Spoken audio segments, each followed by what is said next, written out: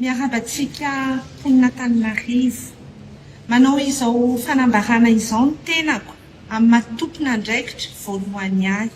eto anivon'ny commune urbaine Anatananarivo. Raha nandray ity toerana ity ny tenako dia tanjoko ary mbola ijoroako androany ary efa 10 taona lasa ny anome tsara indrindra afaty amiko mba anadio andamina ary hitondra ny tsara indrindra mba hisy fiantraikany vantana amin'ny poninatanynarivo ny asa rehetra izay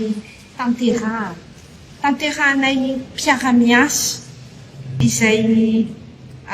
miisa 4000 eto anivon'ny commune urbaine Anatananarivo iarahana amin'ireo mpanolotsaina 350. Ny tanjona dia iray anasoa anatsara ny fiainan'ny poninatanynarivo. Reny aho ia foana ny poninatanynarivo ny tenako ary ny poninatanynarivo tsy akanavaka. Vonona iara-iasa amin'izay rehetra anasoa Anatananarivo ary mangataka fahendrena amin'Andriamanitra isan'andro ary mangataka aminareo mba hivavaka ho ahy. Dia misaotra anareo ny eno ahy. Mpanolotsaina tanàna Antananarivo renivohitra Madagasikara. Tsy misy loko politika, tsy misy mampiambambanay amin'ny fijoroanay ho mpanolotsaina voafidina Antananarivo ary mpikambana fena ao anatin'izany filan-kevitry ny tanàna Antananarivo izany. Aty ny zandry zao, ato ny zandry malasana mahery ary ary dia ny tenako izany. Mpanolotsaina ny tanàna Antananarivo izahay reto manoloana anareo. Mihevitra izay fa amin'izao kiondalana misy an'ny firenena izao dia tena tafapaka amin'ny Antananarivo ny zavatra rehetra amin'ny maharenivohitra Madagasikara azy. Raha ny fomba fahitanay ny zavatra nandalo teto hatramin'ny 15 ny volana septambra, raha nitsangana ny zanaka, ny zandry, ny taky ny zo fototra dia ny jiro sy ny rano zany izay tena marary ny poninatanynarivo. Anisan'ny miaina an'izany izahay, za manokana dia tena velom-panantenana, tena velombolo hoe nitsangana ny tanora malagasy andray andraikitra hitondra anjara biriky amin'izany fanatsarana ny fiainan'ny mpiray-tanindrazana, anova ny fomba fanao politika eto amin'ity firenentsika ity, fa ny anay moa amin'ny mampanolotsaina anay dia eto amin'ity tanànantsika ity. Tanànantsika izay averiko hatrany ary tsindrito fa renivohitra Madagasikara. Ka izay mpanolotsaina atao anatin'izany rehetra izany, raha tsy miteny mihitsy izay dia miteny izay ankehitriny hoe nanara-maso akaiky izay ny fiainan'ny mponina eto Antananarivo, nanara-maso akaiky izay mpanolotsaina reto ary nandray anjara mavitrika tamin'izay rehetra mahakasika ny fiainan'ny tanàna. Tao anatin'ireny hotakotaka rehetra ireny ny fihetsiketsehana maro samihafa ireny dia ny vory foana izay nandany ny teti-bola ny tanàna Antananarivo amin'ny taona 1924 araky ny voalazan'ny lalàna 2014-020 ao amin'ny andiny 570. Nanao any adidinay izay satria mila teti-bola ny renivohitra ahafahana mampandeha azy, mila teti-bola ny renivohitra ahafahana manadio, manala ny fako sy ny sisa mandoa ny karaman'ny-piasa. Izay reto dia ny vory foana. Fa nisy moa namanay araka ny fantatrareo dia nitolona koa tany ivelany. Tsy mampaninina izany, endrika fitiavan-tandrazana sy fitiavana ny tanàna avokoa izany. Ka zahay ankehitriny dia milaza mazava fa manana ihany izahay amin'ny zavatra iaina amin'ny mponina eto Antananarivo renivohitra. Misy moa ny fitondrana mijoro ankehitriny, izay tsy amin'ny mahampanao politika ny tenenana eto fa amin'ny mampanolotsaina hoe io ny fitondrana mijoro voatendry ilay ho prime ministre omaly dia zahay milaza sy mitodika amin'izy ireo avy hatrany mba jereo akaiky fa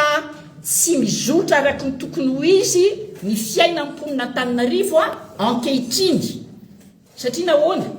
any fotony any dia misy mitady andrombaka fahefana manala kitsirano zao amin'ny fomba tsy ara-dalàna ny filoham-pokotany any amboribory-tany samihafa any zay tsy miteny hoe aiza aleo hijanonao le filoham-pokotany tsy tompoko fa ao anatin'ny ara-dalàna ny anaovana an'izany tsy atao ao anatin'ny fampitahorana ny ramatahora ny herisetra fa tena ao anatin'ny filaminana satria ty tanàna Antananarivo renivohitra Madagasikara ty dia tokony iaina ao anatin'izany raha tiana handroso zay reto dia milaza zay samihafa ny kibon'ny finosanay zay tsy mitovy eo amin'ny lafiny ara-politika fa raha tanànana Antananarivo ny resahana dia ray ihany izahay raha mitombotsoam-ponina ny resahana dia ray ihany izahay ka zay dia mahitsy ny fomba filazanay efatra menadamiana keto amin'ny mampandrontsaina ny tanànanay hoe aleo ao anatin'ny filamina tanteraka no hitondrana ny tsy tanànantsika ity efa mandeha mantsy ny resaka amin'izao fotoana izao PDS iny tsy fantatra fa ny mpitondra ankehitriny na iza ho atao hitatana nyty tanàna ity dia mpitatana mahay mitsinjo ny fihavanana mametraka ny fitatana ny tanàna ao anatin'ny ara-dalàna mba tsy ho resaka fanenjena na fankalana olona satria mibilisatra kely eto miteny hoe tsy fahotana ary tsy eloka ny niaraka tamin'ny mpitondra teo aloha tsy fahotana ary tsy eloka ny tsy mitovy hevitra tamin'ireo zay nanao fetsiketsehana tsy mipoitra teny an-kianja zany angamba raha nisy taminareo mpanao gazety nanatrika ny fivoriana omaly momba ny fanokafana ny kianja ny 13 May dia hitanareo ny tabatabatao tsy azona fenina mpamadika ranony sisisy tsy tompoko ny fitantanana ny tanàna mampanolo-tsaina anay dia samy manana ny hevitra hijorony any ivelany fa ao anatin'ny tanàna dia zay no hitsarana anay hoe nanao asa amin'ny tanàna ve tena olom-boafidy ny tanàna ve ary zay tokoa ny tolomana isanandro satria zay nanolora-tena mahakasika ny zavatra mitrango amin'ny fitantanana ny tanàna Antananarivo ho atao hoe nandeha ny resaka any hoe PDS zao zay tsy te hiditra amin'izany fa lazaiko teo hoe nizaniza hitatana eo rapitsy fa mbola raha matobe ny tanàna moa ny eo zany amin'izao nizaniza hoe rapitsy dia zay mpanolo-tsaina dia sary-piaro mba hampiainana nyty tanàna Antananarivo teo anatin'ny tandalàna sy ny ara-dalàna tsy ho ekenay reto mihitsy ary mihina fa mombokevitra amin'izany ny mpanolo-tsaina rehetra tsy ho resaka valifaty resaka fanenjehana resaka fankalana no mpanjakana eto amin'ny fitantanana ny renivohitra Madagasikara ity ka zavatra ny trangomaly zao dia mampiaya be za nisany fa 7 nanao sonian'le fangatahana isiny ny ady hevitra makasika ny fampiasana ny kianja ny 13 May raha tsy ahivitsika matsy tamin'ny hetsika C11 talohan'ny fifidianana dia nandray fanapaha-kevitra ary nanome hevitra ny mpanolo-tsaina ny tanàna tamin'izany hoe aleoa ity toerana atao hoe kianja ny 13 May ity lasa parvian'ny tanàna Antananarivo amin'izao fotoana izao tsy toerana isanatria fandratrano ny samy malagasy isiny mpanao fetsiketsehana ifandona ka sanatria raha latsaka eto amin'lohany ny tanàna ny lapany tanàna dia zay ny teny tamin'izay hoe aleo etsika tsy mampiadina atao eto amin'ny parvi zay le izy dia tonga moa ty fetsiketsehana nanomboka tamin'ny 25 septembre ty dia nangataka ny 17 ny ampy 7 ny ampy 7 hoe aleo tena resahana mihitsy ny fampiasana an'le kianja mba isiny ny fahalalahana miteny mba isiny ny fahalalahana manao hevitra mba isiny ny fahalalahana manao fietsiketsehana dia zay ny antony nanekena ny olona adiniko gaga omaly hoe sotomina indray le izy satria nahoana ny sotomina enareo zay tao ngambany ny antony natonga sotomanay an'le izy sotomany zareo an'le izy hoe marefo le fitsanganan'le fitondrana amin'izao fotoana izao tsy ilaina tsony maneho hevitra eo ary raha naheno ny kabarina député anankiray nareo dia anazy ihany nikanja ny 13 May mampametram-panontaniana angesany zavatra zany za zao za manokana nombokevitra ko tamin'ny reto zandriko reto hoe mampatahotra be zany hoe izy nisy nanao tolona hono ny malagasy teto dia anazy daholo ny ray zao zay nge le tsy mety zay le tsy mahapety ka le izy zany aloha ataontsika ao anatin'ny fahendrena tanteraka fa indrindraindrindra ao anatin'ny ara-dalàna ity fitondrana mijoro ity ny flou ny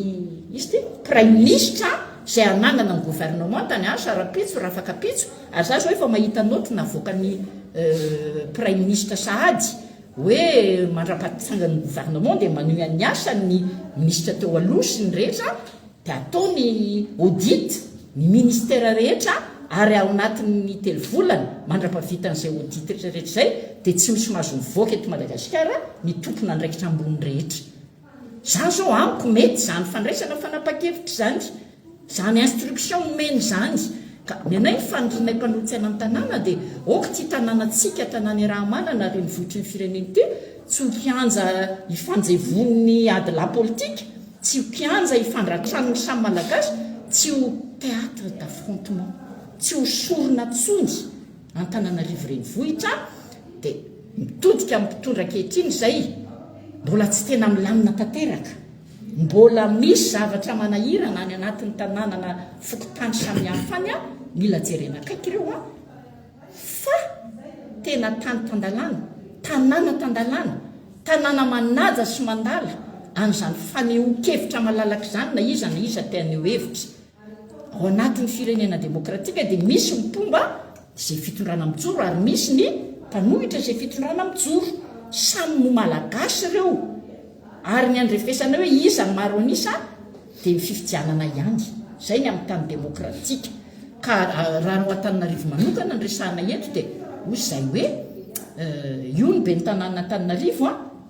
lany io be ny tanàna aloha za tsy nandany azy satria za koa nanana candidat toana tamin'izany fotoana zany fo izy hoe io izy io aloha ka mila jerena akaiky mba tsy ho disitsika so sanatria hosorona indray Antananarivo amin'izay fanapahan-kevitra rehetra ho raisiny eto fe amin'ny tompoko zay mpanotsaina ny tanàna Antananarivo dia mahatsiaro tena manana andraikitra feno miaino ny etaetan'ny mponina eto Antananarivo mandray an'izany miezaka mitondra an'izany amin'ny tompona andraikitra mahefa rehetra mba tsy hitanila ny fitondrana ny mponina eto amin'ity renivohitritsika ity zay ny matimatesanay zay tsy aminay tsy tokony anjakany tsy maty manota zay diso nanotsinety dia oka ho tsaraina amin'izany izy fa averiko indray tsy eroka na TGV tamin'ny fotoanandrony tsy eroka ary tsy fahotana ihany koa ny niaraka tamin'ny filosy teo alosy zay tana amin'ny rafitra samy hafa tany fa ny eloka dia ny fandrobana ny arem-pirenena ny eloka dia ny fanodikidinana ny volam-panjakana ka raha nisy nanao an'izany faizina araky ny lalàna tsy famonoana zany tsy fandratrany zany tsy fanliany zany tsy hanaovana valifaty zany fa tena ao anatin'ny fametrahantsika ho mafiorina ny tany tandalàna nanaovantsika amin'izany ary hametrahantsika indrindra ny fihavanana malagasy farany za mialatsiny aminareo telo mirala zandrizanako za dia niaina ny crise politique amin'ny fandimby teto niainako ny 2002 tsomponenana tamin'izany narary azy zany iza ny fandona tamin'ny 2002 filoratsiraka sy filora valimanana no ny fifidianana tsy ny fanarahana tamin'ny 16 décembre 2001 tsomponenana ny malagasy tany amponja nisy maty tamin'ny fandravana barika ny barazy ny Brickaville tany ivelany nandritry ny fito taona rehefa nody teto 2009 fandona teto indray président Rajoelina sy président Ravalomanana tonga teto za tsy nanaiky an'izany hoe ifandimbiasana ny fanaovana tsy mety ho an'ny firenena za zao dia intely tany amin'ny gendarmerie teny Betongolo indray mandeha dia fery tany amin'ny parquet teny amin'ny inty brigade eria fiadanana no mihevitra tsy mitovy tsy tiako ary tsy everiko tsy mendrika ntsony amin'izao taona 2025 zao mbola misy malagasy miaina an'izany tsy mety zany fititeteza mitite dia fanarahotana fandaminan-javatra ary zay nitodianay mba tsy hosorona tsony ny renivohitry Madagasikara amin'ny manana ny fahefanan-kehitriny aoka atao anatin'ny fahendrena dia mitodika manokana ary mahatsiaro ny filoza Albert hoe tsy zany fampihivana-pireneny zany ange ka tsy hoe mifanoronoriketo zay dia vita zany fampihivana-pireneny zany ange andaminana ny tanàna andaminana ny firenena ampihevanana malagasy samy malagasy amin'ny tantarany mba tsy isiny ny tomosialy eo amin'ny lafiny ara-toekarena mifaritra mamokatra tokony isitraka ny arena avany aminy izany fampihevanam-pirenena izany eny fanorenana ifotony e fampizaraka tamin'ny anadahako Edgar Zafindrava kosa tamin'ny fotoanandrony ka zay eto dia mitodika amin'izao fitondrana mijoro zao ty prime ministre vaovao ity mipoitra zany ny fahazahoana azy avy amin'ny fanarahany député maronisa dia aleo izy jerena zay ho famindrany fa zay dia maitro mampanolotsaina ny tanànanay manara-maso akaitra ny zavatra mitranga rehetra ary dia mbola mana mafy sy manantitra aoka ho atao anatin'ny ara-dalàna sy ny fahendrena feno fa tsy ho anjakan'ny adila politika tsongy fandaminana n'ity firenena ity manomboka izao sy ty tanàna tsikity